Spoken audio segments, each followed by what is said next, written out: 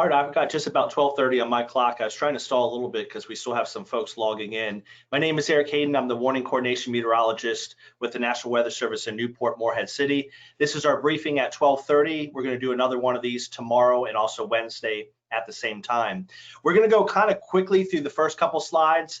You should all have this in your inbox. There's nothing new other than an update on the current position and strength of Erin, but large-scale changes to our forecast have not occurred. What we told you about yesterday evening has held true overnight, and same with the morning update. We'll be making some additional tweaks and new information will come in this afternoon, but as of 12:30 right now, no major changes to bring you. The thing I do want to emphasize, we're going to add a little more detail to the wind speed and direction, try to give you some timing on the winds. We think those will be the least threat with this storm, but they may have some implications on coastal flooding, Soundside areas as we get into the day on Thursday. So what you see is what you get. Large scale, nothing has changed. The latest advisory, the notable thing is, has re-strengthened Erin to a Category 4 storm with 140-mile-per-hour winds. The Hurricane Center has accurately predicted this kind of fluctuation up and then down and then back up. It's expected to perhaps weaken a little bit in intensity over the next couple of days, but still that northwest track as a major hurricane well off our coast sometime Wednesday evening, and then moving rapidly out to sea to the north and east. That's still the expected forecast track. A couple key points. A lot of people have noted some slight shifts to the south and west with each forecast. Yes, but that's still in the envelope of the forecast cone. So when you're talking about forecast consistency, it's been there. But the thing that we really want to remind people, Erin is a really large storm, expected to get even larger. Tropical storm force winds extend out about 200 miles from the center. So even though the center of the storm is predicted to go off our coast by a couple hundred miles, as shown by this forecast cone, we still expect impacts across eastern North Carolina, specifically coastal areas. Farther inland, it still looks like you will not have much of an issue at all. So we mentioned major hurricane Erin up to 140-mile-per-hour winds. The path really has not changed, but thing we're really trying to convey is the large size of the storm. We see some comments in the community, how come we're being impacted at the coast? The storm is well out to sea. That's correct with the center of the storm, but keep in mind it's hundreds of miles across. You have swells that will be reaching our beach later tonight, especially during the day, Tuesday into Wednesday. So that has not changed too much. This probably grabbed your attention. Large waves also are off our coast. Still predicting 15 to 20 foot plus waves in the surf zone. And we mentioned this before, large waves, but a long period, 15, 16, 17 seconds. That's a lot of energy coming into the coast. So the concern is we'll have a lot of wave run up.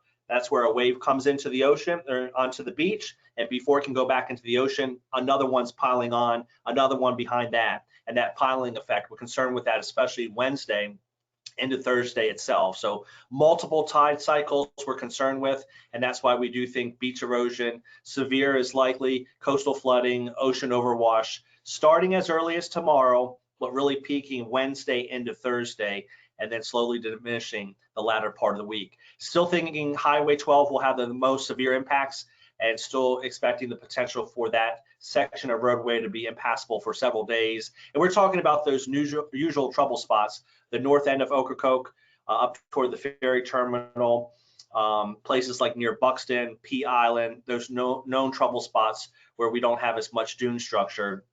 That's where we expect the highest levels of ocean overwash to occur. This kind of exemplifies it. The swell itself is coming in from the southeast and east. So David mentioned this on a call earlier at 11. Any of the beaches perpendicular, you know, that wave is coming right on shore, and that's where we expect the strongest energy to be, really from Oregon Inlet down through Ocracoke. And then also another hot spot we're carefully watching is Onslow County near North Topsail Beach. So a lot of our normal trouble spots. Oceanside, that looks to be the most drastic impact with Erin across our area. We still have that coastal flood watch in effect for that, just emphasizing that we do think the roads will be under multiple feet of water. Any people that have cars would want to move them to higher ground, and we do think it's going to be a hazardous situation, especially Highway 12 along the Outer Banks. We've measured this pretty hard. Conditions look decent today, but we really think they'll go downhill tomorrow into Wednesday. So advising people stay out of the water. This includes the Crystal Coast, really anywhere along oceanside areas. Very, very strong swell and large waves. Not a good time to be at the beach this week, especially after today. As far as the winds go, we think the most reasonable early worst case scenario could be sometime Wednesday morning for those winds to arrive, but it's most likely later in the day Wednesday and especially Wednesday evening.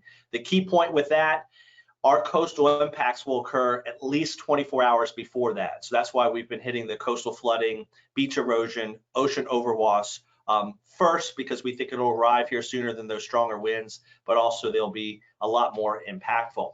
These are our maximum wind gust forecasts. We'll continue to tweak these over the next couple hours. In fact, I just noticed we've got some new data coming in to the office. I'll share on subsequent slides. So the numbers may be just a few miles per hour from this graphic. This is from this morning, but when you're talking 2-3 miles per hour, not a huge change. But the thing I want you to get out of this, much lighter winds inland. So this is a coastal threat, coastal threat, coastal threat. So, southern Onslow, southern Carteret, obviously the Outer Banks, Hyde and Dare, and then really from Columbia and points eastward. So anywhere bordering the Pamlico Sound or the Albemarle itself, you'll have some stronger winds.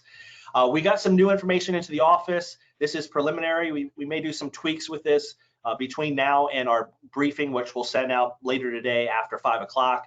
The point of this is to show you wind speed, but really the direction and also the duration. It's not to focus on the individual numbers. Again, they may go up or down a couple miles per hour, but we created these special graphics for you so you could kind of get an idea of timing of the wind, but also the duration and wind direction. Really expecting those winds to pick up later in the day on Wednesday and Wednesday evening. And again, inland, it's just not an issue for you. We're talking about areas along the coast and anywhere exposed to a north to northeast wind. So adjacent areas to the Pamlico Sound, Albemarle could have some gusty winds picking up, especially into Wednesday evening. The core, the strongest winds arrive first thing Thursday morning, generally out of a northerly wind direction.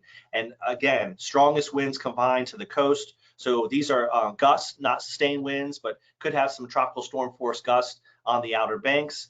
Notice farther inland, Greenville, Kenansville, those areas, even in gust, you're not much above 20-22 miles per hour. But if you are in an exposed area like Cedar Island, you will have some gusts potentially into tropical storm force since you're facing the open part of the Pamlico Sound. We hand drew these wind arrows on here on purpose. While we think the most severe impacts from Erin will be on oceanside areas, as that wind shifts around into the north on Thursday morning, that will start to pile up some water, places like down East Carteret, Cedar Island, perhaps Ocracoke, and also Hatteras Island. So that will continue right through at least early Thursday afternoon. You can see the winds haven't really changed much. So we think the core of the winds will be that Thursday morning into the early part of the afternoon. And again, much, much lighter winds farther inland. To zoom in to give you a better perspective, with a northerly wind, when we're just talking Soundside issues, we may have some water level rises, places like Cedar Island, Ocracoke, and also Hatteras Island, Soundside. As it stands now, a little too early to give you specific numbers, but we do think this is on the minor end. This is not the significant ocean overwash, beach erosion, large swell, dangerous breaking waves that we expect oceanside, but we will see some water level rises in those areas because of a northerly wind. This starts to diminish Thursday evening. Notice as we head toward midnight Friday morning, the strongest winds are confined to the coast and much, much lighter winds inland. So winds pick up Wednesday afternoon and evening, especially along the coast, peaking Thursday morning, early Thursday afternoon, and then departing the area as we head into late Thursday night. One key point, as Erin exits, it's not like we snap our fingers and we just go back to normal, especially oceanside areas. Those seas will be very, very rough. The other thing to consider, whatever happens at high tide Tuesday evening, Wednesday evening, what's the shape of our dunes? We will likely continue to still have some issues into Thursday high tide, despite the winds going on the lowering side, and perhaps even into the day on Friday, because again, it's going to depend on what is our dune structure after multiple days of that pounding surf and also those wins. A little housekeeping before I turn it over to you for questions. This is going to be pretty much what you get over the next couple days.